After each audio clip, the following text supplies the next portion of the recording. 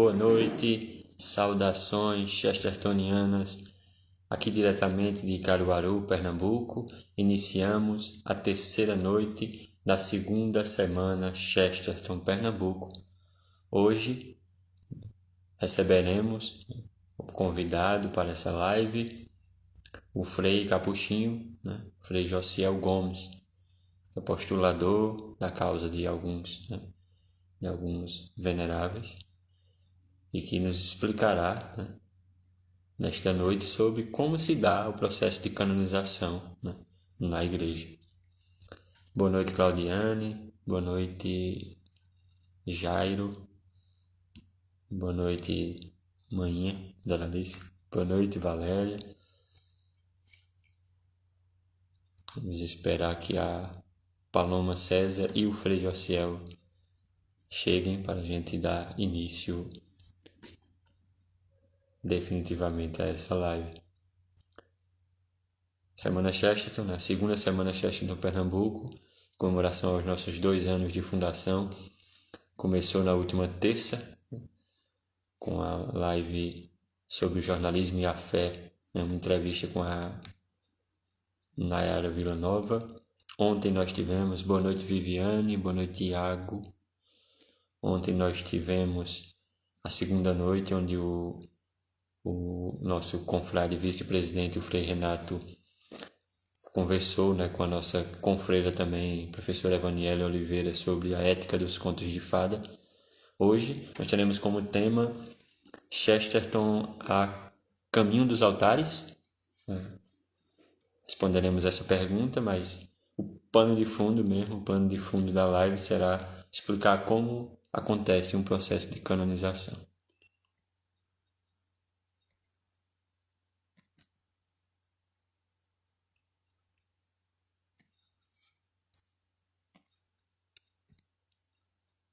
Vamos lá, boa noite Marco, boa noite confrade chanceler. Vou convidar o povo.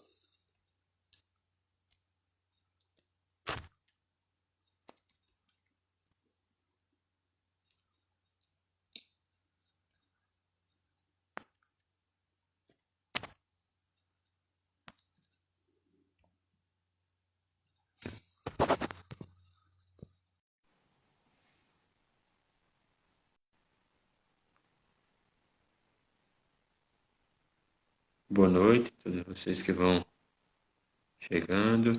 Boa noite, Frei, paz e bem. Boa noite, paz e bem. Sua bênção. Deus o abençoe. Deixa eu convidar aqui a menina que vai tocar para a nossa oração inicial. Aceita aí, Paloma.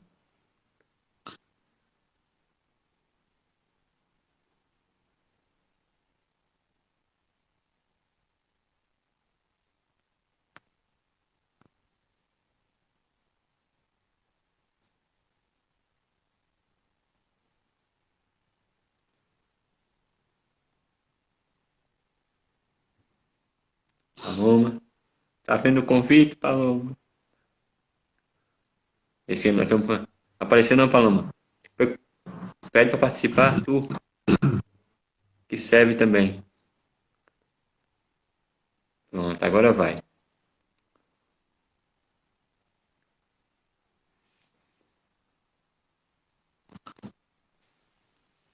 Agora foi. Agora vai. Noite. Boa noite. A nossa confreira Paloma César vai, tocar. Hoje é flauta, né? Hoje é falta. Hoje é flauta. Tocar um trecho de uma canção para a nossa oração inicial. Então, darmos realmente o pontapé nessa terceira live da segunda semana Chesterton Pernambuco.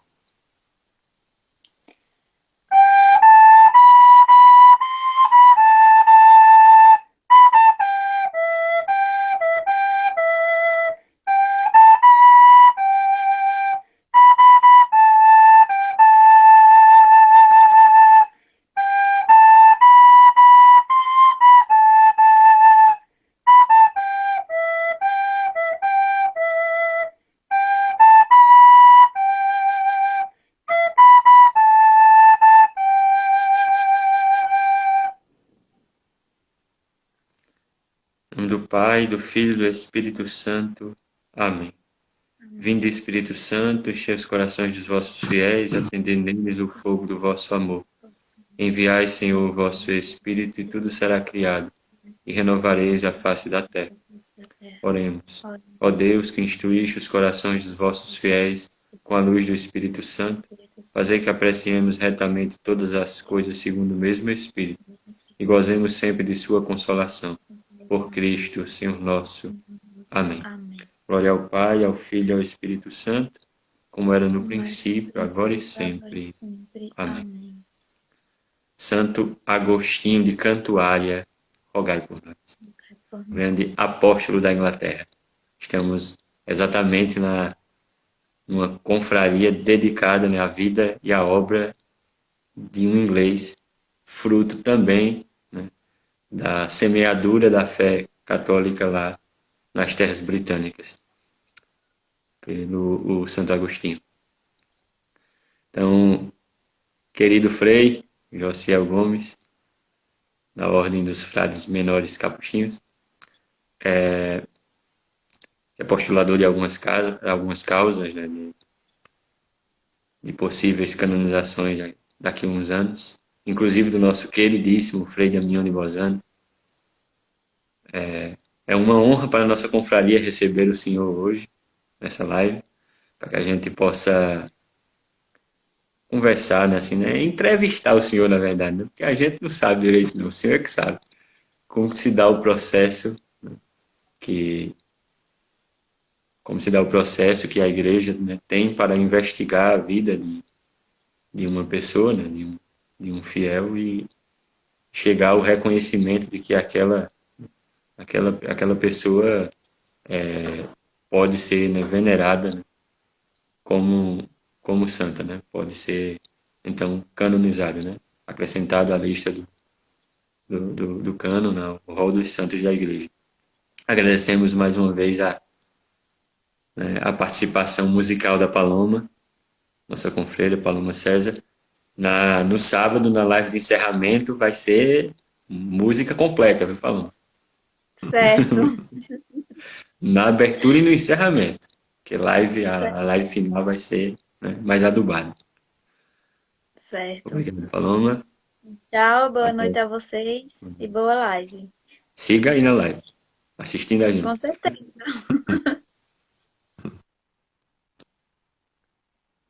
Agora vamos nós, seu filho.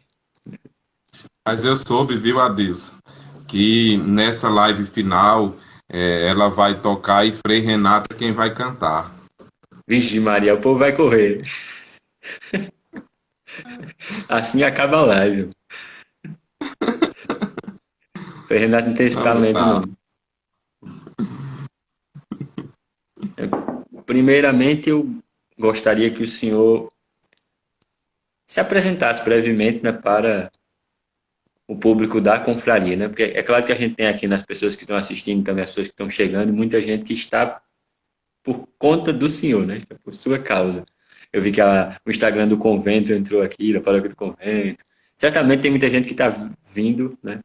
Realmente o senhor não pode não, Frei Renato, cantar não, que vai estragar a live. Logo na live de encerramento, vim pela sua participação, mas nós temos também, né, o nosso público da confraria, de gente de vários lugares do Brasil e de outros países, né, do Paraguai, da Argentina, que seguem a confraria, que precisam, né, saber quem é, basicamente, pelo menos, o Frei Josiel Gomes. Então, mais uma vez, boa noite a todos. Eu sou Frade Capuchinho, atualmente resido aqui em Caruaru, de onde sou natural também, e desde 2011 que eu venho trabalhando em processos de canonização. Comecei com Frei Damião e depois assumi também outras causas. Hoje são 6 causas, né? Todas aqui da região Nordeste, e é um trabalho muito interessante porque é um serviço, vamos dizer assim, prestado à igreja no sentido de ajudá-la a reconhecer esses testemunhas de vida e santidade, né? Eu costumo dizer que nós continuamos precisando de grandes referenciais de pessoas que se tornaram grandes testemunhas, né, da fé cristã. E os santos são para nós esses referenciais. Também trabalho aqui com a formação, fui inclusive formador do Frei Renato, que está aí. Esse ano são 6 formandos, né, da filosofia, e estou concluindo o mestrado em teologia pela Universidade Católica de Pernambuco. Bem, devidamente apresentado, Frei Josiel. Nós, né, convidamos o Frei Josiel, né, como entendido, né, assim, entendido do assunto, bem mais do que nós, obviamente, para nessa terceira noite da Semana Chesterton, falarmos de um tema, né? Como título do tema nós temos Chesterton, 2 pontos, a caminho dos altares. A gente sabe, né, tem conhecimento que a intenção, ao desejo, ao sonho, eu poderia dizer, a palavra que mais se enquadra no caso do Chesterton é sonho. Ao sonho, né, de ver pelo menos um processo aberto. Já vai ser um motivo de Gaudium Magnum para nós. Mas para que a gente possa entender o porquê que o processo do Chesterton, que começou em 2013, né, o início ali na fase diocesana ainda, e não, né, o bispo lá de Northampton decidiu ao final da primeira investigação, a investigação da vida dele, na preliminar, tal. Não sei como é que se dá nome às partes do processo, não, Frei. O bispo decidiu que o processo não deveria, né, ter prosseguimento, né, e alegou as causas lá, que são causas bem que se pode entender, né, o porquê e tal. Vamos esperar, rezar, e quem sabe um dia. Mas para que a gente possa entender por que esse questionamento, né, do título da live existe, por que a expectativa, né, de tanta gente espalhada pelo mundo, especialmente, e esse é um dos motivos para o processo não andar, inclusive, especialmente nos Estados Unidos e no Brasil, muito mais do que na própria Inglaterra. Mas a gente precisa entender como funciona um processo de canonização para que a gente possa perceber, né, o porquê que realmente é bom, né, esperar mais um tempo e a gente cuidar da nossa parte, que é promover, né, a vida e a obra do Chesterton e principalmente rezar, porque a oração é que resolve as coisas. Então, primeiro, o senhor já falou na sua apresentação que cuida de 6 processos, né? Atualmente. Isso. 6 processos. O senhor poderia nos dizer quem são esses candidatos? Sim. Então, como disse, em 2011 eu comecei com o processo de Frei Damião, né? E dos 6 é o que está mais encaminhado, né? Mais próximo de ser reconhecido como santo, porque em 2019 o Santo Padre já o declarou venerável, e esse é o grande passo, na verdade, porque muitas pessoas pensam que é a beatificação e a canonização, mas sem esse reconhecimento de venerabilidade é impossível acontecer uma beatificação ou canonização, porque, na verdade, esse decreto de venerável, ele leva, né, o Santo Padre, em nome da Igreja, a dizer que aquela pessoa viveu em grau heróico as virtudes cristãs. Se chegasse a essa fase do processo e as comissões lá em Roma, tanto a comissão dos teólogos quanto a comissão dos bispos e cardeais, concluíssem que aquela pessoa não viveu em grau heróico as virtudes cristãs, não tinha como prosseguir para uma beatificação e uma canonização. No caso do Frei Damião, as 2 comissões foram unânimes e nós tivemos, então, esse reconhecimento em 2019. Faltando agora somente o reconhecimento de um milagre acontecido por intercessão do Frei, para que haja então a beatificação. Em 2012, depois que eu tinha assumido Frei Damião, lá na Arquidiocese de Olinda e Recife, então Dom Fernando Saburido me convidou para acompanhar também o processo de um outro capuchinho, né, que foi bispo de Olinda no final do século XIX, que é o Dom Vital de Oliveira, né, bastante conhecido quando se fala da história do Império, pela questão religiosa, toda uma situação de enfrentamento do Império, daqueles que se colocavam contra a fé cristã católica, das seitas maçônicas.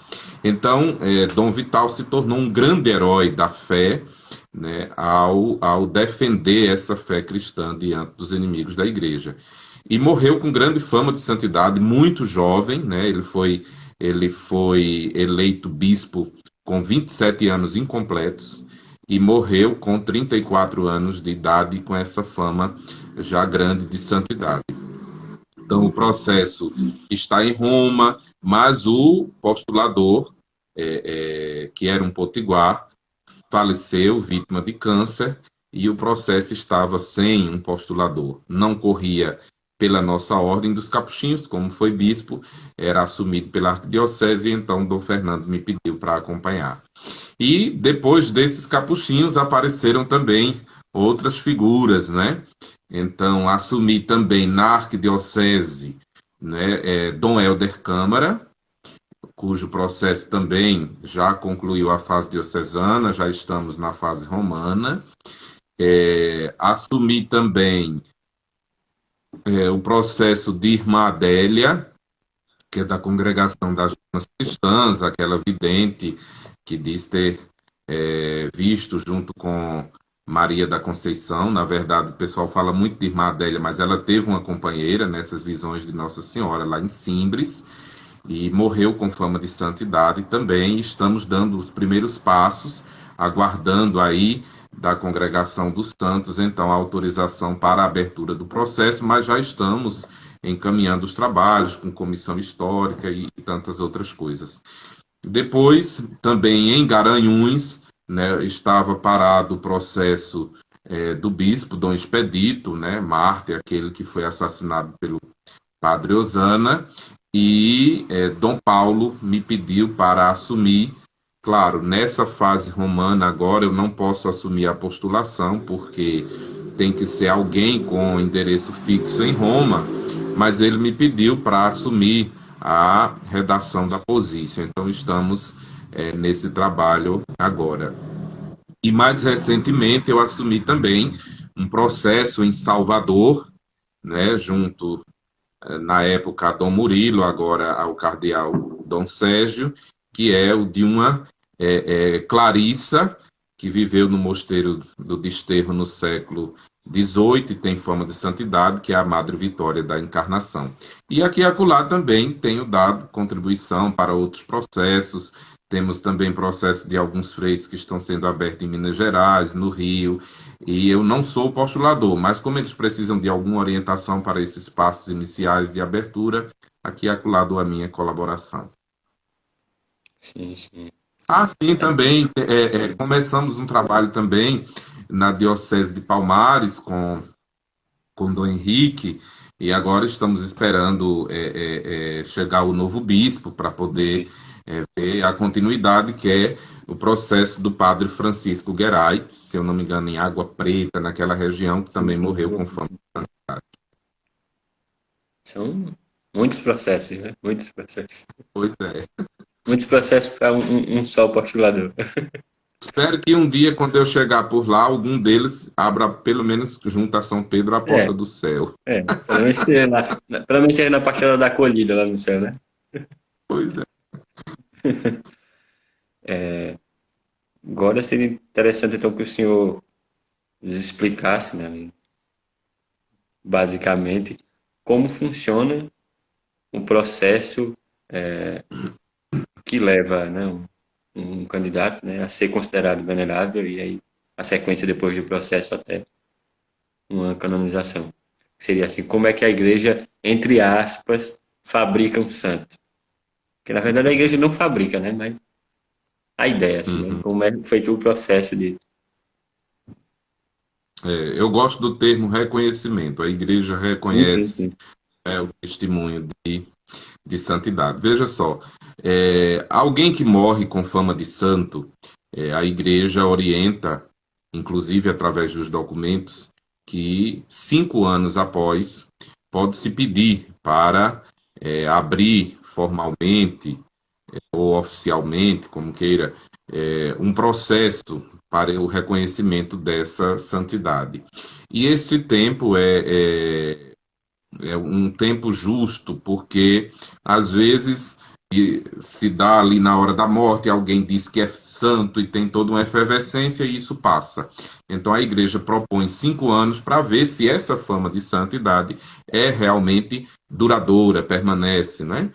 Então, permanecendo, o bispo do lugar onde aquela pessoa faleceu pode solicitar, então, a Roma a abertura, né, a licença para abrir oficialmente o processo na sua diocese ou arquidiocese. Claro, antes é importante que ele veja uma comissão histórica que possa levantar todos os dados necessários, documentações, escritos, é, que comprovem, inclusive, essa fama de santidade, e tendo em mãos esse relatório e também o parecer dos bispos do regional, a qual pertence ali a diocese, ele pode então fazer essa solicitação.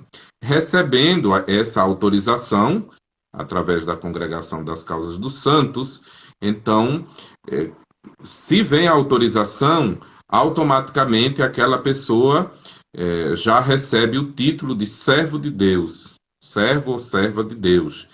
E aí o bispo começa, então, o processo na diocese, já com essa comissão histórica, se aquela pessoa deixou algo por escrito, como é o caso do Chesterton, e mais ainda, se são escritos inéditos, é importante que o bispo nomeie uma comissão de teólogos para analisar, avaliar esses documentos e dizer se realmente todo o conteúdo está ou não de acordo com os ensinamentos do Evangelho, as orientações do magistério da Igreja. Depois, se é alguém que viveu mais recente, porque é importante saber disso, existem as causas recentes e as causas antigas. Depois de 30 anos da morte, creio que seja também esse o caso do Chesterton, né? Depois de 30 anos da morte, a causa é considerada histórica, né? Uma causa antiga. Por quê? Porque praticamente já não se tem mais testemunhas, pessoas que conheceram, que conviveram, que podem dar o seu testemunho de terem visto ou ouvido, né, aquela pessoa Isso e completa dizer alguma coisa. 85 anos Ah, já, agora, dia 14 de junho. então já é historicíssimo. Então, quando é causa recente, como foi o caso, por exemplo, do Frei Damião, então o bispo pode fazer uma lista de testemunhas e convidar essas pessoas para darem o seu testemunho. Quando não, como é o caso do Chesterton, pode ser que em 80 anos alguém ainda conheceu, né? Porque mesmo que seja uma causa histórica, vai se poder contar com algumas testemunhas, não pessoas que viram, tenham algum conhecimento acerca dele,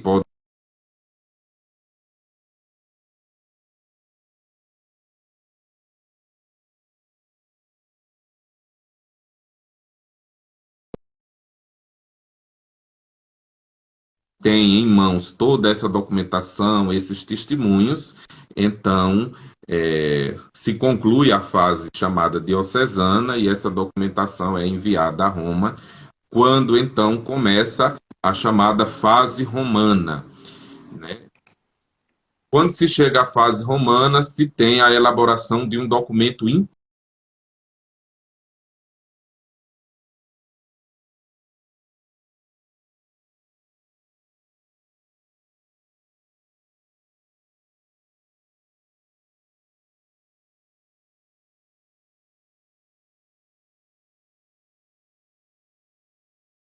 importantíssimo que se chama posício, porque aquelas comissões que eu citei logo no início, a comissão dos teólogos e a comissão dos bispos e cardeais, não trabalha com aquela documentação bruta, vou chamar assim, elaborada na diocese. Não, aquilo ali vai servir para a elaboração da posício, porque, na verdade, quando a posício está pronta e aprovada pelo relator, que a congregação nomeia, então essa posício ela é impressa e entregue a estas comissões, que, por sua vez, vão estudar, analisar e dizer se estão de acordo que aquela pessoa realmente viveu em santidade. Se os pareceres forem positivos, então o cardeal prefeito da congregação vai apresentar o caso ao Santo Padre e vai, então, por fim, declarar aquele candidato ou aquela candidata como venerável. Como disse, reconhecendo em nome de toda a igreja que aquela pessoa viveu em grau heróico as virtudes cristãs. E aí vem o passo seguinte, que é, tendo um milagre ocorrido após a morte daquela pessoa, então se dá a beatificação. E para a canonização, ou seja, a declaração de santo, será necessário um novo milagre, só que ocorrido agora após a beatificação. Então são estes os passos. No caso de mártires, o processo é um pouco diferente, né? Quando a pessoa morreu em nome da fé, em defesa da fé, e a igreja permitiu que se abrisse o processo de canonização pela via do martírio, aí sim, provando o martírio, então se vem a beatificação. Mas às vezes as pessoas se enganam, mas para o mártir, às vezes eu escuto isso, não precisa de milagres. Não precisa de milagre para a primeira fase, que é a da beatificação, mas para a canonização, sim. A não ser que por algum motivo haja uma dispensa, mas isso somente quem pode fazer é o Santo Padre. Entre nós aconteceu isso, né? Os mártires de Cunhaú e Uruaçu, do Rio Grande do Norte, como fazia bastante tempo e a fama de santidade deles é perene entre nós, então houve um apelo, né, da igreja local, da Arquidiocese de Natal, e então o Santo Padre deu permissão para que eles fossem canonizados sem o milagre. Só pelo martírio mesmo, né? Apenas pelo martírio, no caso. Apenas pelo martírio. Que já é grande coisa, né? Muita coisa. A questão do tempo para iniciar o processo também só pode ser reduzida, né? Os 5 anos, só o próprio Papa também, né? Isso, foi no caso pelos documentos da igreja, sim. No caso de João Paulo II, né? Do João Paulo II, também de Madre Teresa de Calcutá, aconteceu isso, né? Bento XVI tirou isso. E é engraçado, porque o último documento aprovado é de João Paulo II, então serviu para ele mesmo. Interessante, né? Engraçado, né? Realmente. Aí a gente tem, durante o processo, né? Você vai se investigar a vida toda, tudo que achar, né? Tudo que for possível, né? Tudo que for encontrado em relação à vida desse candidato, né? Ou candidata, vai ser investigado, né? Tudo vai ser examinado. Todos os escritos, se tiver testemunhas, vão ser ouvidas as testemunhas, né? Vai ser tudo, se achar um bilhete que o candidato escreveu um dia, aí o bilhete vai ser analisado também, né? Porque em tudo tem que se procurar assim. Porque cada dado, cada fato é muito importante para a construção desse testemunho, né? Já que a igreja tem, quando canoniza, né, uma grande responsabilidade ao declarar que aquela pessoa é um testemunho de santidade para todos os cristãos. Então, por isso, essa investigação, né, minuciosa, vamos dizer assim, porque é realmente uma grande responsabilidade dizer alguém é santo. Né? Porque quando eu digo quando a igreja diz que alguém é santo, ela está dizendo que ele está no céu. Então, realmente, vamos dizer assim, tem que comprovar. Está confirmando, né, o céu para uma pessoa, né? Você não pode estar confirmando. Por isso, a questão do milagre, a questão do milagre tem a sua importância, porque o milagre é um sinal, né? É um sinal de que a pessoa realmente está no céu, de que ela intercedeu, né? Então, até na questão do processo de milagre,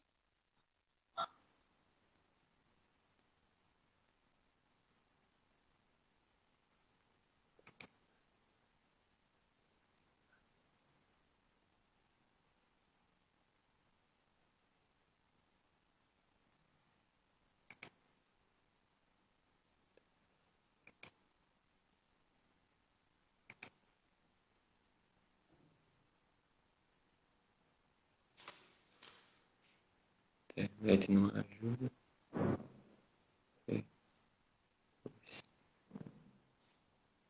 Internet não está ajudando muito. Voltou só eu, né? A volta aqui, só eu. Vocês estão aí ainda? Pois é, Claudiane, realmente, o São José de Anchieta também foi dispensado, né? A questão do milagre. Vê se o Frei retorna. Frei? voltei. Voltou. Será que algum santo não estava gostando do Papa, hein? Possível. Não sei onde parou aí com vocês. Se eu estava na questão da investigação dos escritos Do- e da vida. Falando dessa questão. E porque você dos examina milagres tudo. também, né? É. E a força do milagre, né? Foi o que o senhor lembrou que o milagre é um A importante sinal, importância. né? Um importante sinal de que a pessoa deve estar no céu, então. Porque se ela. Justamente. Aí daí essa importância, né? Daí essa importância grande do milagre dentro do processo, né? Porque é como eu dizia, assim, realmente tem que comprovar, e o milagre é um sinal disso. E depois, às vezes, por que é que tem que ter essa investigação minuciosa? Porque às vezes alguém diz assim, Frei, eu rezei para Frei Damião e Padre Cício e alcancei a graça ou o milagre. Sim, mas quem foi que intercedeu? Então, no processo é muito importante, e quando a gente pede às pessoas, olha, rezem somente para Frei Damião, peçam a ele, porque aí você vai ter clareza, né? Até porque se alguém dentro do processo diz, por exemplo, eu rezei para Frei Damião e Santo Antônio. Aí a igreja orienta, diz, olha, então quem fez foi Santo Antônio, porque ele já está Já canonizado. está certo. A igreja, inclusive, tem essa orientação. Mas é importante que se escute a testemunha para que tenha todos esses esclarecimentos e se chegue realmente a essa verdade. A pessoa rezou a Frei Damião, um exemplo, e o milagre ou a graça veio por intermédio dele, né? Nesse caso, segundo essa lógica de investigação, né, do processo como um todo, né, da vida como um todo de um candidato, no caso do Chesterton, então, se um dia, né, o processo for aberto, um dia no futuro, sabe, sei lá, Deus quando o processo for aberto, então se vai investigar todos os 80 livros, né, os mais de 5.000 artigos, um por um, né, para perceber, fazer toda essa análise teológica. O caso dele, assim, eu não conheço, vocês é que podem dizer, mas assim, se todos os livros já são publicados, ótimo. Por quê? Porque já é de conhecimento do público, né, todo o teor. Então, se tiver alguma coisa ali contrária à fé ou a coisa desse tipo, é mais fácil de ser resolvido.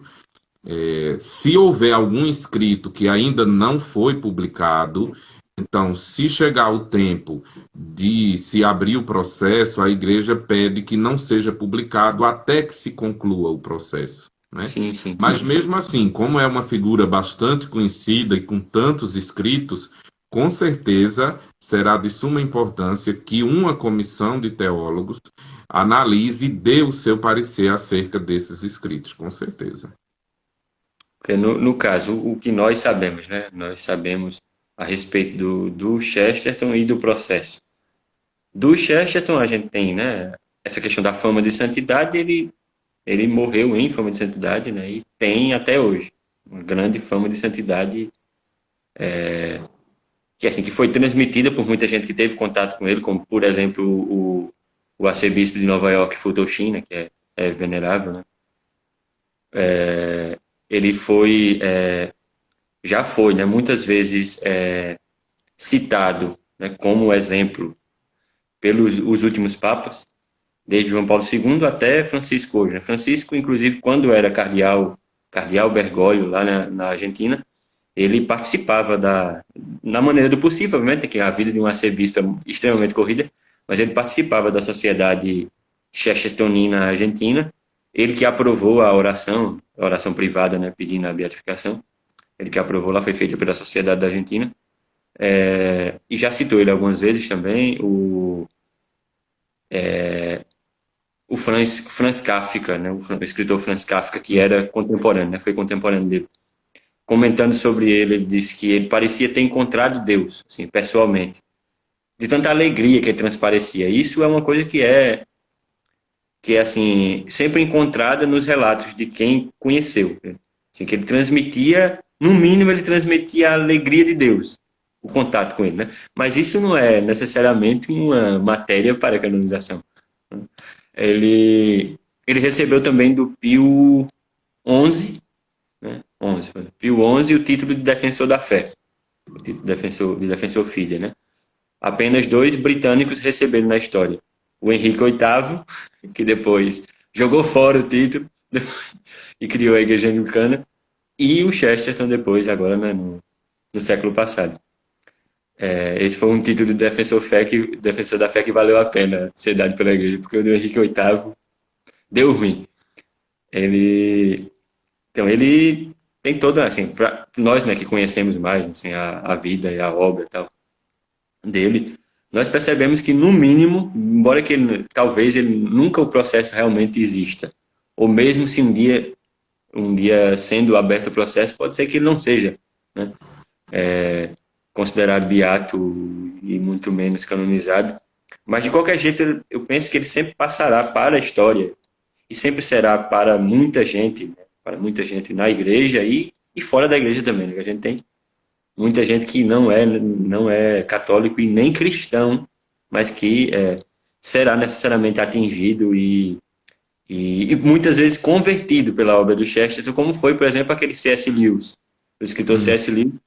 Um dos fatores importantes na conversão dele do agnosticismo ao anglo-catolicismo lá na Inglaterra foi ter lido o livro O Homem Eterno, a obra O Homem Eterno, escrita em 1922 pelo Chesterton. Então é uma obra que termina, né, também, a obra, né, da pessoa, no caso aí, termina também ajudando nisso. A obra da pessoa consegue trazer Deus para a vida de pessoas que estão assim à toa pelo mundo. Agora, no caso lá né, o início de investigação ali, né, na própria diocese ali de Northampton, né, a diocese natal do Chesterton lá na Inglaterra, o bispo lá, o Don Doyle, no final do processo, né, o processo de investigação sobre o Chesterton para ver se abriu o processo ainda, né, do processo diocesano. Foi um processo para o processo, um pré-processo. Parece aquelas reuniões para marcar reunião. No final dessa investigação, o Don Doyle ele alegou que, por 3 motivos, né, ele não daria, né, prosseguimento ao processo do Chesterton lá. A falta de devoção local, que ele diz inclusive na carta né, que ele explicou os motivos, ele diz que por mais que eu saiba, né, tenha conhecimento de que há uma grande devoção internacional ao Chesterton, mas não há uma devoção assim mínima ali organizada aqui na Inglaterra. E isso, né, faz uma boa diferença também. Também foi alegado, né, pelo Don Doyle de que não há uma clara espiritualidade. Não há uma clara espiritualidade ali que na vida do Chesterton pudesse ser apresentada como um exemplo para as pessoas, uma possível, né, beatificação e canonização. E depois, aí, o terceiro ponto é o único ponto que é controverso. Assim, extremamente controverso. Por quê? A questão da devoção local é fato. Não há o que dizer. O Don Doyle está claramente certo, todo mundo sabe, beleza. A questão da a espiritualidade, né, a falta de uma espiritualidade definida, também é uma questão que depende. Assim, dá para aceitar a, o, a opinião do bispo a respeito, né, depois dessa investigação, tranquilo também, porque essa questão de analisar se tem ou não tem uma espiritualidade que possa ser posta como exemplo é meio subjetivo também ali. Agora, a controvérsia está no terceiro ponto alegado, que foi sobre alguns escritos que poderiam ser considerados antissemitas. Esses escritos, pelo menos os poucos que eu tenho conhecimento, né, porque alguns desses escritos não foram traduzidos ainda para a língua portuguesa, mas o pouco que eu vi faz parte da maneira jocosa, normalmente jocosa, de comentar sobre Deus e o mundo do Chesterton nas suas obras.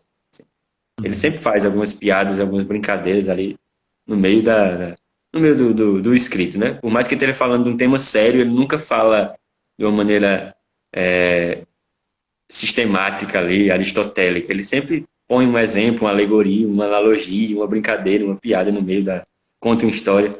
É uma maneira muito clássica já. É do Chesterton isso.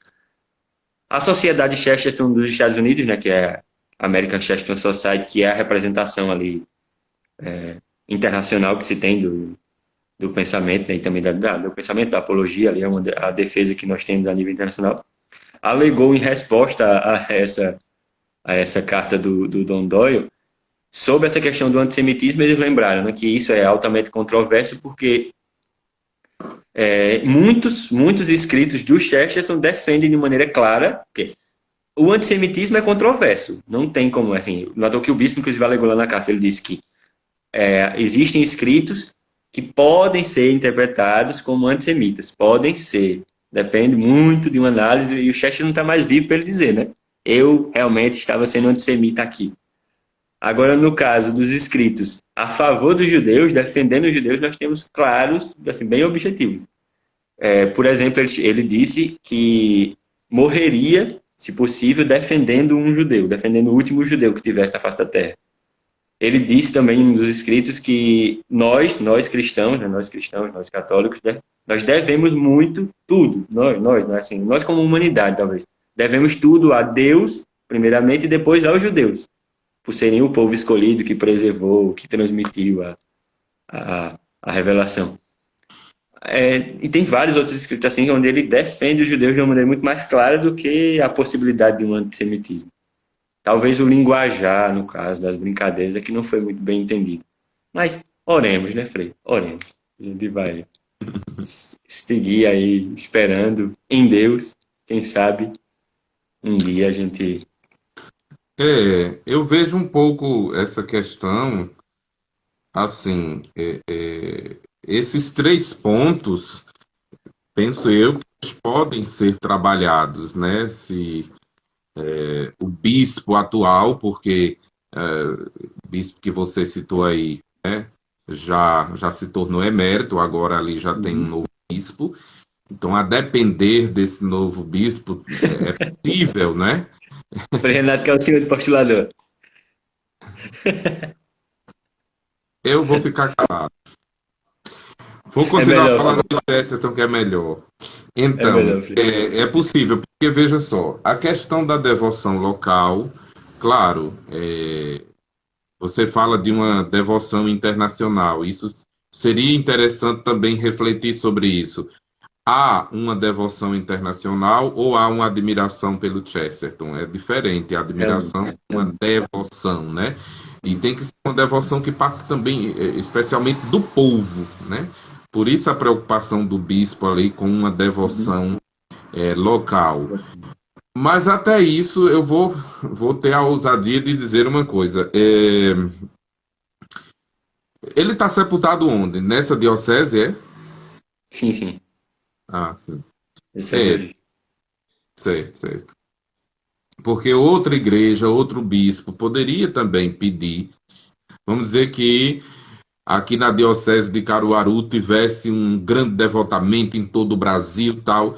O bispo, um bispo daqui, pode solicitar ao bispo de lá a autorização, dizendo, olha, já que aí vocês não têm essa devoção, mas aqui nós temos essa devoção, essa figura é importante para a nossa igreja, e se você autorizar, a gente prossegue com o processo por aqui. Então, há essa possibilidade, e claro, isso é acompanhado pela Santa Sé. Por exemplo, só para você entender uma coisa que aconteceu bem pertinho aqui de nós. Irmã Adélia morreu em Recife. Pelo direito da igreja, quem tem o direito de abrir é o arcebispo de Olinda e Recife, Dom Fernando Saburido. Mas, por tudo que aconteceu em Pesqueira, é de maior interesse do bispo de Pesqueira a abertura desse processo. Então, o que foi que Dom José Luiz fez? Conversou com Dom Fernando e disse, olha, quero abrir o processo de Irmã Adélia, porque a figura dela é muito importante para a nossa diocese, tal.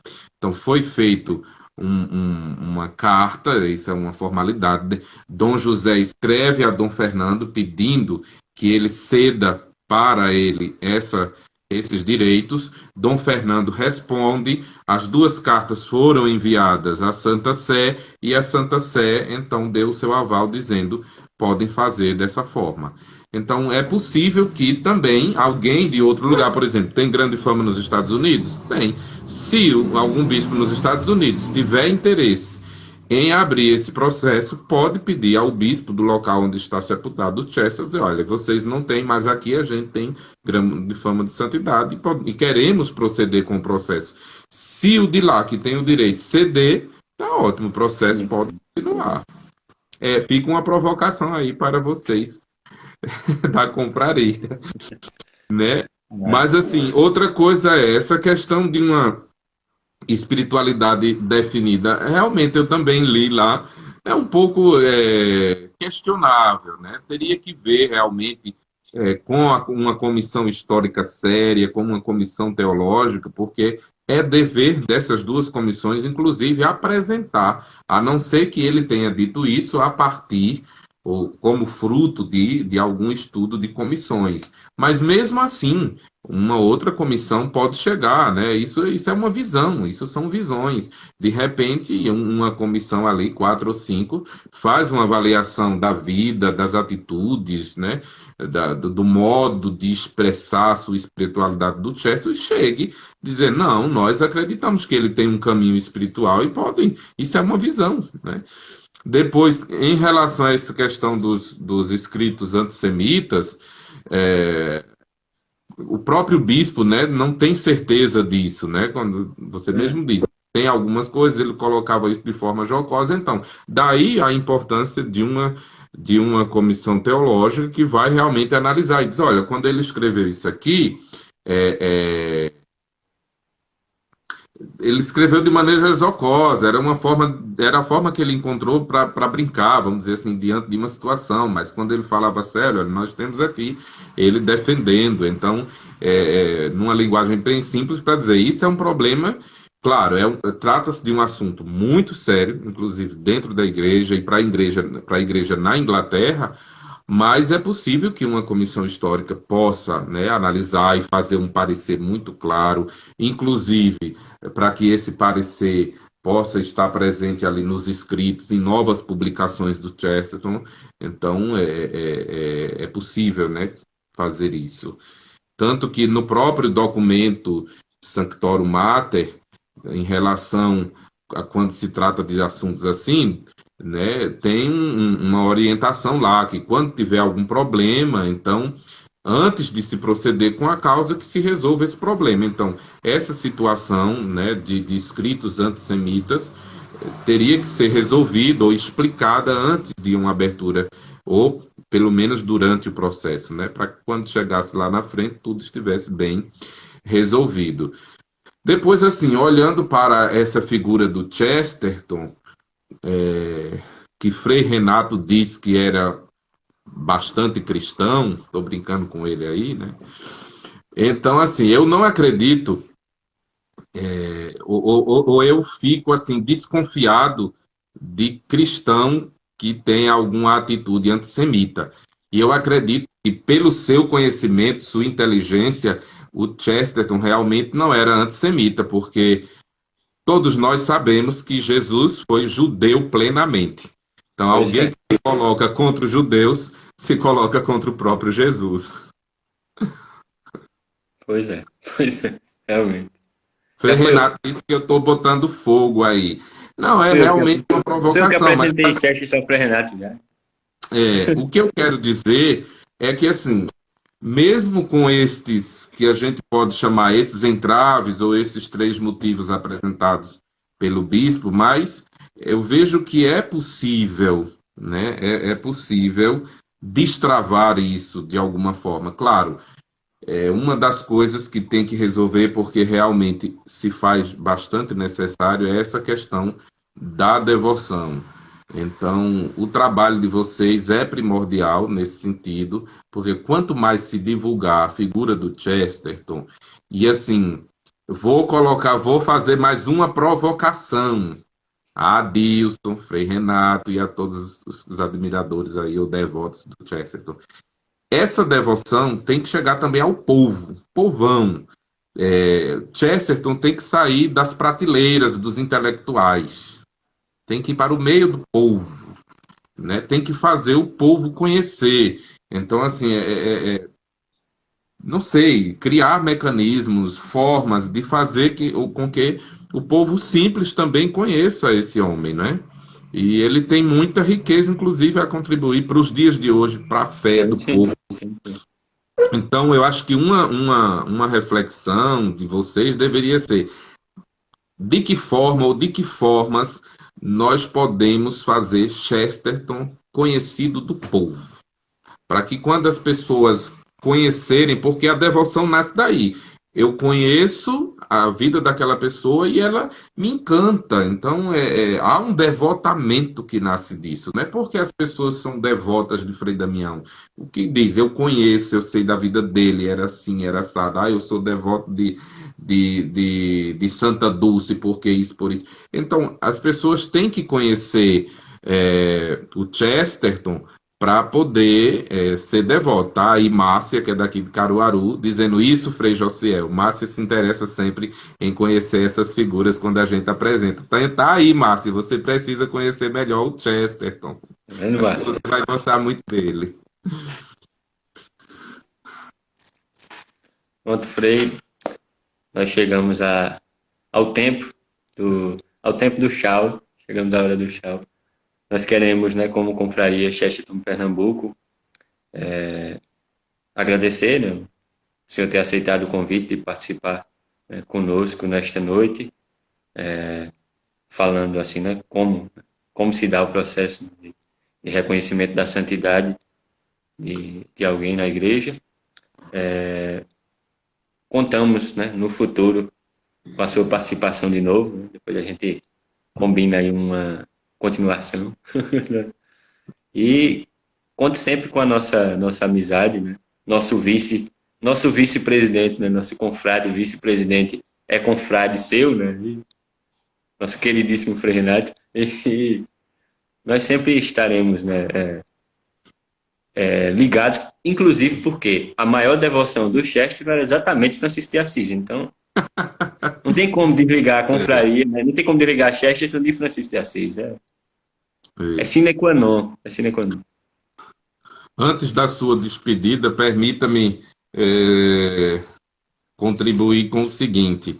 Vejo, eu acho que vocês estão fazendo essas inserções muito positivas nas redes sociais, que hoje são um grande boom, né, de conhecimento, mas tem que pensar, né, naquilo que eu disse, no povo, porque há uma enorme massa que não tem tanto acesso às redes sociais.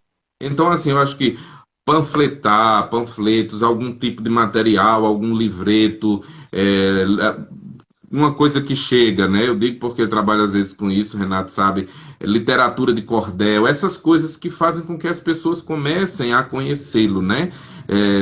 E a alguns espaços onde vocês possam panfletar, por exemplo, porque vou fazer outra provocação. Por que não pensar em ano que vem no Congresso Eucarístico, divulgar a figura. Lá nós vamos ter, digo porque eu estou participando do grupo, nós vamos ter um espaço para divulgar os santos aqui do Nordeste, não é? Então, de repente, vocês estando por ali, também nós vamos ter um setor lá no centro de convenções, junto à feira, o espaço ali das celebrações. Então, vai ter um local para esses. Mas ali seria um espaço também, porque vai trazer gente, vai vir gente de todo o Brasil, vai ser um evento super divulgado. É hora de mostrar, de apresentar essa figura, não é? Então, pensar aí num material, num livreto, né? Eu fiz um de Dom Vital, por exemplo, com 8 páginas, contando um pouco da vida dele, algumas frases, algumas coisas. Aquilo, você leva uma pessoa na viagem, leva para casa, está no hotel, está em casa, lê. Começa a conhecer esse tipo de coisa, né? Santinhos, eu sei que vocês não podem colocar como servo de Deus, mas é um testemunho de vida. De repente, a foto dele ali, Chesterton, uma frase, alguma coisa dele atrás, o endereço da confraria, para as pessoas começarem a conhecer. Quem é esse cara? Quem é esse homem? E aí se interessarem por ele. Eu acho que começar a pensar em coisas práticas que ajudam muito nessa questão de um despertar devocional. Mas, obrigado pelas provocações, especialmente. A gente vai tratar disso aqui na confraria, viu? A gente tratará bem disso. O Frei Renato vai ter trabalho para divulgar lá no sertão também. É bom porque ele não está fazendo muita coisa por lá, então tá um tempo livre, sem estudar, sem fazer nada. É tempo de trabalhar para Chesterton. Pronto, agora a gente quer que o Senhor, né, peça aí a bênção de Deus, né, nos abençoe para que a gente encerre a live. Porque hoje a gente tem, né, uma ordenada especial. Hoje eu não vou encerrar a live, não. Em primeiro lugar, eu gostaria de agradecer mais uma vez o convite. Estou à disposição para a gente trocar ideias. Depois, gostaria de dedicar essa live ao Alex, né, o nosso seminarista lá de Olinda e Recife, que faleceu vítima da Covid, e dedicando essa live a ele, creio que estamos em comunhão com tantas pessoas que perderam seus entes queridos ou que estão sofrendo, todos nós, na verdade, sofrendo vítimas, né? Um jovem no 4º ano de teologia, colega dos nossos freis, né, que moraram por aqui. Então, realmente, um dia muito triste para nós, né, porque era alguém que estava aí com tanto desejo de se ordenar, mas lá no céu receberá a recompensa dos justos. Então, vamos suplicar do Senhor a sua bênção sobre nós, sobre este projeto, né? Eu chamo assim esse projeto de vocês, que com a graça de Deus há de ter um bom fim, né? E que essa bênção realmente se estenda a todas as pessoas que nesse momento necessitam do toque de Deus. O Senhor esteja convosco. Ele está no meio de nós. Pela intercessão da Virgem Santíssima e do seu esposo São José, também de Santo Agostinho de Cantuária, abençoe-vos Deus Todo-Poderoso, Pai, e o Filho e o Espírito Santo. Amém. Paz e bem a todos. Paz e bem. Saudações chestertonianas, diretamente de Caruaru, Pernambuco, sede da confraria. Nós encerramos a 3ª noite da 2ª semana Chesterton Pernambuco. Amanhã voltamos, nesse mesmo horário, por esse mesmo canal do Instagram, com o tema A Influência de São John Newman. O Frei Renato estará pelo nosso perfil recebendo o vice-presidente da Sociedade Newman Brasil, Tiago Lima. Boa noite a todos, obrigado pela participação, até a próxima. Valeu, Frei.